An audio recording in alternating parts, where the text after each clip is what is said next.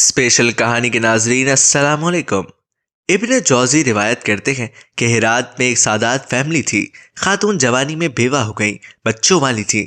تنگ دستی آئی تو انہوں نے سمرقند کی طرف ہجرت کی۔ وہاں پہنچی تو لوگوں نے پوچھا کہ یہاں کوئی سردار، کوئی سخی ہے؟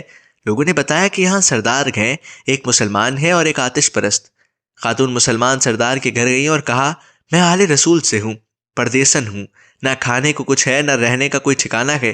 سردار نے پوچھا، تمہارے پاس کوئی نسب نامہ ہے؟ خاتون نے کہا، بھائی میں ایک نادار پردیسن ہوں، میں سند کہاں سے لاؤں؟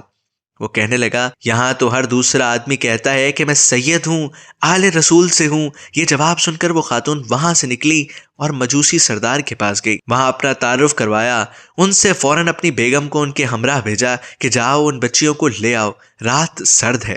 خاتون اور ان کی بچیوں کو کھانا کھلا کر مہمان خانے میں سونے کے لیے جگہ دے دی گئی۔ اسی رات کو مسلمان سردار نے خواب دیکھا کہ رسول اللہ صلی اللہ علیہ وسلم جنت میں سونے سے بنے ایک خوبصورت محل کے دروازے پر کھڑے ہیں۔ یہ عرض کرتا ہے، یا رسول اللہ، یہ مال کس کا ہے؟ آپ فرماتے ہیں، ایک مسلمان کا ہے۔ یہ کہتا ہے، مسلمان تو میں بھی ہوں۔ آپ فرماتے ہیں، اپنے اسلام کی کوئی سند پیش کرو۔ وہ شخص کانپ جاتا ہے۔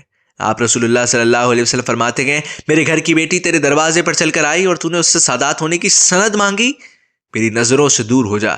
جب اس کی آنکھ کھلی تو وہ ننگے سر اور ننگے پاؤں باہر نکل آیا اور شور مچانا شروع کر دیا کہ وہ پردیسن خاتون کہاں گئی۔ لوگوں نے بتایا کہ وہ آتش پرست سردار کے گھر چلی گئی۔ وہ اسی حالت میں بھاگا گیا اور سردار کے دروازے کو زور زور سے کھٹکھٹانے لگا۔ گھر کا مالک باہر نکلا اور پوچھا، کیا ہوا؟ وہ خاتون جو اپنی بچیوں کے ہمراہ تمہارے گھر میں ٹھہری ہوئی ہے، مجھے دے دو، وہ میرے مہمان ہیں۔ حضور، وہ میرے مہمان ہیں، میں آپ کو نہیں دے سکتا۔ مجھ سے 300 دینار لے لو اور انہیں میرا مہمان بننے دو۔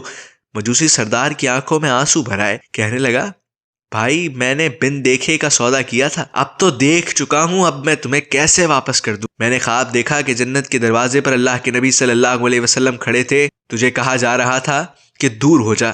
اس کے بعد رسول میری طرف متوجہ ہوئے اور فرمانے لگے کہ تو نے میری بیٹی کو کھانا اور ٹھکانہ دیا، تو اور تیرا سارا خاندان بخش دیے گئے ہیں، سب کے لیے اللہ نے جنت کا فیصلہ کر دیا ہے۔